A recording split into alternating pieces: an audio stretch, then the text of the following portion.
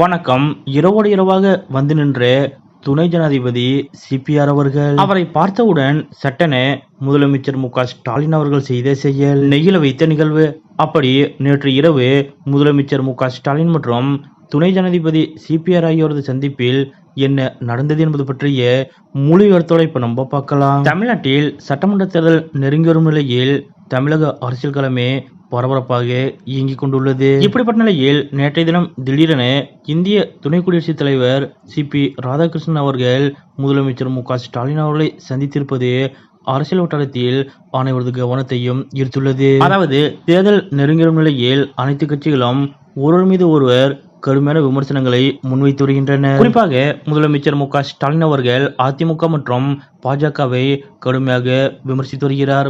அதேபோல் அதிமுக மற்றும் பாஜகவும் திமுகவையும் முதலமைச்சர் மு.க.ஸ்டாலின் அவர்களையும் கடுமையாக விமர்சித்து வருகின்றனர். இந்த நிலையில்தான் பாஜகவின் முக்கிய தலைவராக இருந்து தற்போது குடியரசு துணைத் தலைவராக பொறுப்பேற்றுள்ள தமிழ்நாட்டைச் சேர்ந்த சி.பி. ராதாகிருஷ்ணன் அவர்கள் முதலமைச்சர் மு.க.ஸ்டாலின் அவர்களை அவரது இருப்பிடத்திற்கே நேரில் சென்று சந்தித்திருப்பதும் அங்கு நடந்த நிகழ்வும் அனைவரது கவனத்தையும் ஈர்த்துள்ளது. அதாவது அண்மையில் இந்திய குடியரசு துணைத் தலைவராக பொறுப்பேற்ற திருப்பூரைச் சேர்ந்த சி.பி. ராதாகிருஷ்ணன் அவர்கள் கடந்த 2 தினங்களுக்கு முன்பாக முதல் முறையாக தமிழகத்திற்கு வருகை தந்தார். தமிழகம் வந்த சி.பி. ராதாகிருஷ்ணன் அவர்களுக்கு பாஜக சார்பில் சிறப்பான வரவேற்பு அளிக்கப்பட்டது. தொடர்ந்து திருப்பூர் மற்றும் அதன் சுற்றுவட்டார பகுதிகளில் ஏற்பாடு செய்யப்பட்ட பல்வேறு நிகழ்ச்சிகளில் சி.பி. ராதாகிருஷ்ணன் அவர்கள் கலந்து கொண்டார். இதற்கிடையே நேற்று முன்தினம் தென்காசி மாவட்டம் சென்ற முதலமைச்சர் மு.க.ஸ்டாலின் அவர்கள் அங்கு பல்வேறு நிகழ்ச்சிகளில் கலந்து கொண்டு விட்டு நேற்று இரவு மதுரைக்கு வந்தார். நேற்று இரவு மதுரையில் உள்ள அரசு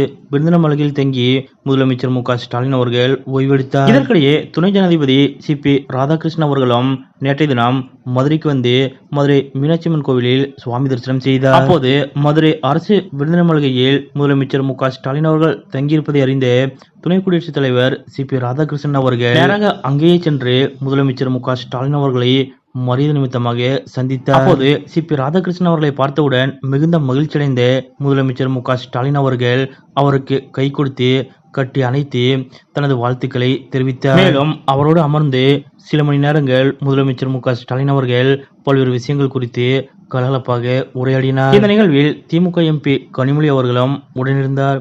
இந்த நிலையில் இது குறித்த புகைப்படங்கள் தற்போது வெளியாகி அனைவரது கவனத்தையும் ஈர்த்து வருகிறது. அதாவது சி.பி. ராதாகிருஷ்ணன் அவர்கள் பாஜகவை சேர்ந்தவராக இருந்தாலும் கூட அரசியல் கடந்து தனிப்பட்ட முறையில் சி.பி. ராதாகிருஷ்ணன் அவர்களும் முதலமைச்சர் மு.க.ஸ்டாலின் அவர்களும் ஒருவர் மீது ஒருவர் மிகுந்த மரியாதையும் அன்பும் கொண்டிருப்பவர்கள். அந்த வகையில் சி.பி. ராதாகிருஷ்ணன் அவர்களது இல்ல விழாக்களில் முதலமைச்சர் மு.க.ஸ்டாலின் அவர்களது இல்ல விசேஷங்களில் சி.பி. ராதாகிருஷ்ணன் அவர்களும் அரசியல் கடந்து கலந்து கொண்டு விழாவை சிறப்பிப்பார்கள். துணை குடியரசுத் தலைவராக பொறுப்பேற்ற பிறகு முதன்முறையாக தமிழகம் வந்துள்ள சி.பி. ராதாகிருஷ்ணன் அவர்கள் நேற்றைய தினம் மதுரையில் முதலமைச்சர் மு.க.ஸ்டாலின் அவர்களை சந்தித்து பேசியிருக்கக்கூடிய இந்த நிகழ்வு பற்றிய உங்களுடைய கருத்துக்கள் என்ன அப்படிங்கிறத மறக்காம கமெண்ட்ல குறிப்பிடுங்க.